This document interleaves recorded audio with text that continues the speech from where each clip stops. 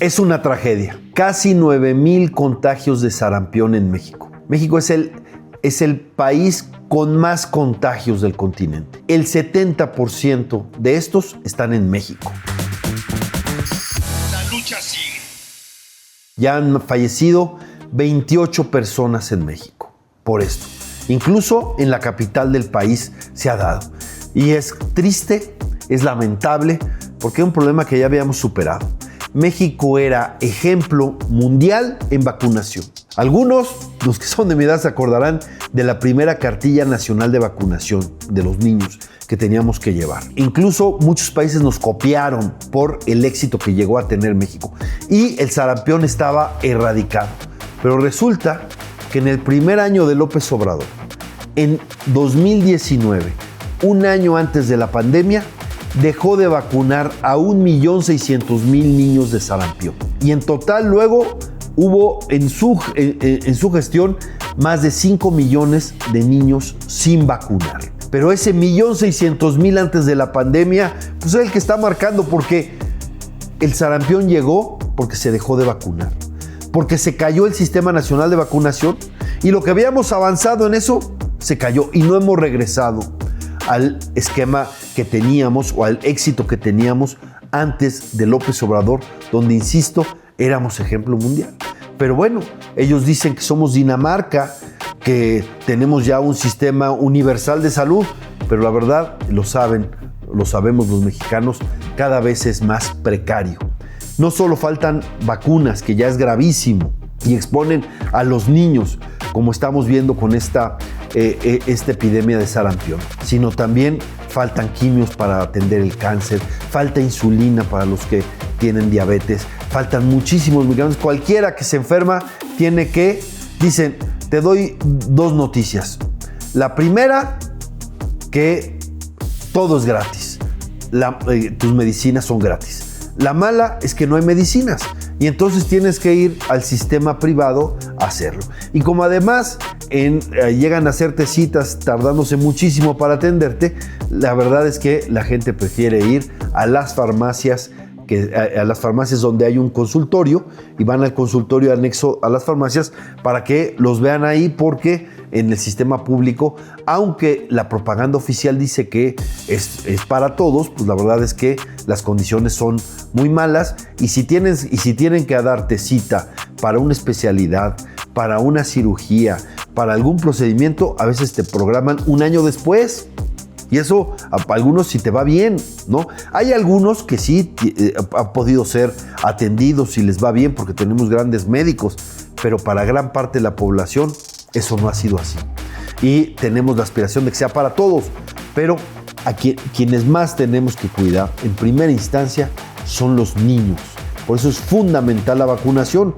Eso nos hace pues mucho más resistentes para otras cosas. Imagínense ahora, a estas alturas, después de décadas que habíamos superado el sarampión, ahora tenemos eso, y se tienen que hacer vacunaciones como Dios te dé a entender, en cualquier lugar, ya sin metodología, porque ahora ya tenemos el problema encima. Gravísimo lo que está pasando en todo el sistema de salud. Y eso de que ahora lo que quieren es darte una credencial para decirte, mira, ya eres derechohabiente y puedes atenderte en cualquier hospital público, pero las condiciones no cambian. Lo único que les interesa es que cuando lleguen los de la encuesta del INEGI y te digan, ¿tienes seguridad social? Es decir, y te van a preguntar, ¿tienes tu credencial? Entonces la gente va a decir, bueno, sí tengo credencial. Entonces sí tienes servicio de salud. Y voy a decir que ya México avanzó y que tuvo un gran éxito. ¿Por qué? Porque en las últimas encuestas salió que con la desaparición del Seguro Popular para establecer el INSABI, que finalmente fue un fracaso, 30 millones de mexicanos se quedaron sin servicio de salud. Había 20 con el Seguro Popular, quedaron en 50 millones sin servicio de salud.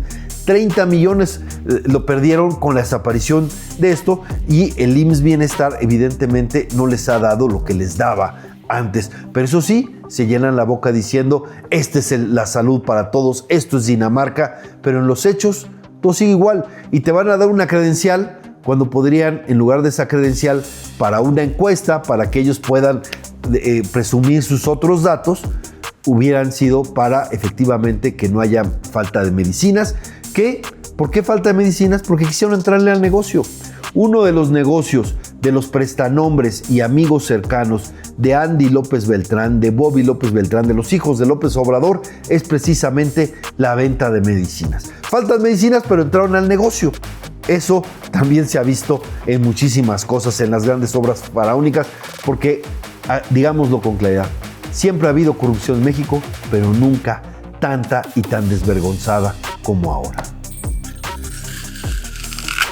Se llevan pesado en Morena. Scherer contraataca. Junto con su amigo Jorge Fernández Menéndez, publica un libro que se llama Ni venganza ni perdón. Y es para contestar pues, todos los señalamientos que le hicieron. Recuerden que Gers Manero, otrora fiscal, lo estuvo persiguiendo. Lo acusan de tráfico de influencias en muchos casos, de sacar ventaja de casos para negocios personales. Evidentemente tenía un control sobre el órgano electoral. Él fue de los que más presionó para la venganza de López Obrador contra Rosario Robles, etcétera, para meterla a la cárcel con una licencia falsificada. Pero bueno, Julio Scherer dice, ahora va la mía, y contesta. Y lo que ha trascendido, ya va a salir el libro, es los señalamientos frente a Jesús Ramírez Cuevas, el pues muy cercano vocero de López Obrador, que tiene mucha influencia en el manejo de los medios de comunicación. Pero lo acusa de dos cosas fundamentalmente. Una, de una utilización facciosa de 27 mil millones de pesos que dañan al erario y que no va a poder financiarse en muy poco tiempo, que es la liquidación de la doble liquidación de trabajadores de Luz y Fuerza del Centro, porque es un sector que ya había tomado su liquidación cuando fue desaparecida con Felipe Calderón. No fue de los que mantuvieron su lucha, digamos, fue los que acordaron, y estos fueron vueltos a liquidar. ¿A cambio de qué? A cambio de convertirse en la base social de Jesús Ramírez Cuevas y apoyar a Clara Brugada contra Harfuch en la lucha de Morena por la candidatura en la jefatura de gobierno. Ese es un señalamiento pues grave, porque además son los que decían que les llamaban en el ESME los traidores, entre comillas, porque ya habían sido liquidados y acordados con Javier Lozano, que es el que sataniza a los pejistas como acá. Bueno, este es el sector del ESME que acordó con el gobierno, fueron debidamente, terminaron su relación laboral y luego les abrieron esta posibilidad de una nueva liquidación y se convirtieron en un grupo social a las órdenes de Jesús Ramírez, que les dio pues este gran favor. Lo segundo es más grave. Lo segundo es que Scherer señala a Jesús Ramírez Cuevas de tener nexos con Sergio Carmona, el rey del huachicol, y que ese Sergio Carmona, con el dinero del huachicol, financió campañas de Morena, y que fue precisamente Jesús Ramírez Cuevas el que introdujo a Sergio Carmona con Mario Delgado, presidente de Morena, que es también en muchas investigaciones señalado por haber llevado este financiamiento ilícito del huachicol con candidaturas en Sinaloa, en Tamaulipas y en otros lugares. Bueno, eso pues es gravísimo lo que está señalando. ¿Qué creo yo? Que todos tienen razón. Que los señalamientos contra Scherer tienen sustento y que los señalamientos de Scherer contra Jesús Ramírez Cuevas también. Pero hay una lucha interna fuertísima porque son voraces. Para los pejistas, para los obradoristas, cada año es año de Hidalgo, ¿no? Y apenas está empezando, porque obviamente frente al ataque de Scherer al coordinador de asesores de Claudia Sheinbaum, que antes era vocero de López Obrador, pues seguramente habrá una respuesta. Nada más que en esos niveles se saben tanto, unos se saben tanto las cosas como otros, y aunque ambas partes quieren como cuidar al gran líder, cuidar al Tlatoani, ¿no?